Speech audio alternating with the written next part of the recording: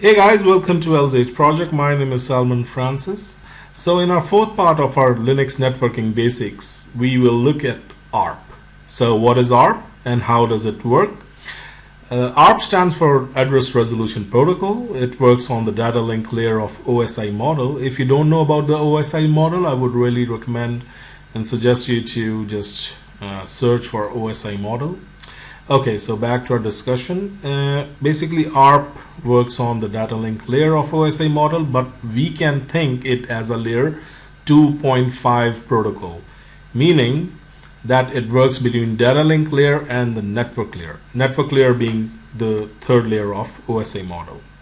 Okay, so ARP basically it is used to convert IP address to Ethernet or MAC addresses, and MAC stands for Media Access Control. Basically, this is the hardware address of NIC or Network Interface Card. Okay, so let me explain how the communication begins. The main point is to note that the communication begins when one computer tries to initiate the conversation with another computer or another machine. For example, let us consider an example of ping. So let me ping our Slackzilla box, which is ping 192.168.1.228. Okay, and we can see that the communication began. Let me just cancel this communication or the ping. Okay, so now to check what's happening in the background, I'm going to start TCP dump session. Okay. But first, let me just clear the cache or ARP cache. So in CentOS, we can check our ARP cache in CentOS 7 basically with IP neighbor command, NIGH. Okay, we already have this. You can see the cache, the ARP, basically the MAC address in our cache. So I'm just going to flush all the cache with IP -s neighbor flush all. S stands for stats. Okay, flush is complete, and if I check this time IP neighbor, and it's gone. Okay, good. Okay, now let me run this TCP dump command. Okay, my IP address is 192.168.1.3. So,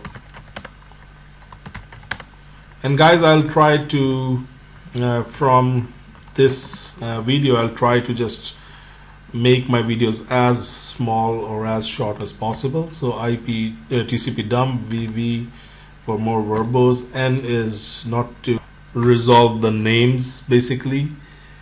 C is to count, and count is 10, and I'm just going to check with host 192.168.1.3 and ARP. Okay, and the output file is going to be ARP, let's say 10.pcap. Okay, press enter, and now okay, what I'm going to do is I'm going to split my screen into two with tmux. So let me pause the video. Okay guys, I'm back, and I'm going to issue the same command, TCP dump and -vv and C 10, and host is going to be 192.168.1.3 and ARP, and output file is going to be ARP 10.pcap. Press enter, and in the next window I'm going to ping. Okay, we can see on the top it got 4 packets. Okay, waiting. Let's wait. Okay guys, so it got 8 packets. Let me just stop this capture. Okay, Control B and Control C, that's it. Okay, let's read what's okay, let me just kill this debug screen.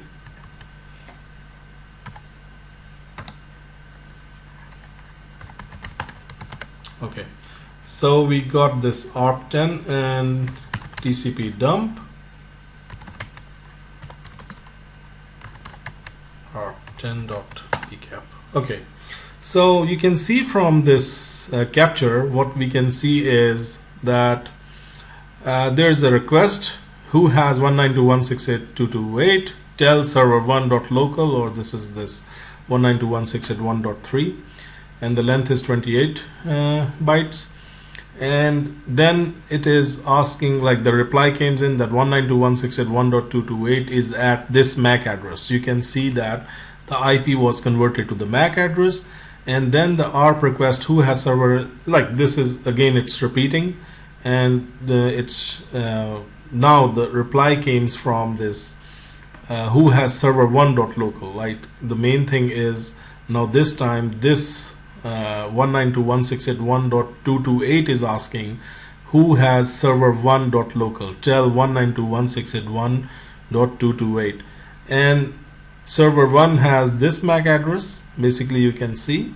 So actually it's very clear when a system wants to communicate with another system, it sends a ARP request, as we can see in the broadcast message asking who has IP address, and I am requesting tell the computer who wants to initiate or start the communication.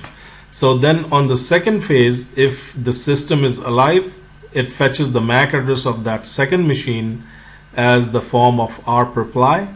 Now the second machine sends ARP request for the initiator or the first machine, and then receives the ARP reply itself from the first machine in the form of MAC address. Once both machines have their Ethernet addresses, they can start to talk with each other, and this MAC address is saved in ARP cache. We have already checked the ARP cache. You can check it IP neighbor command. Okay, we can see that the ARP cache is populated again. Okay, so at first the machine which initiates the communication, we need to note these things, that this MAC address is saved in the ARP cache for further communication and without repeating these steps. Okay, a few things we must know, that at first the machines which initiates the communication does not know the MAC of second machine, meaning they cannot communicate.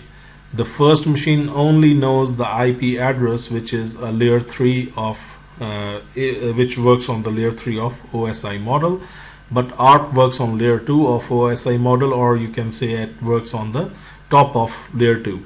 That's why we say that ARP works between layer 2 and layer 3, because it communicates with the IP address and it with the Ethernet address as well. So thank you very much for watching, and I hope to see you in our next video, and good luck, and please do subscribe to my YouTube channel. Soon I'm going to post next video about TCP dump, I guess. Thank you and goodbye.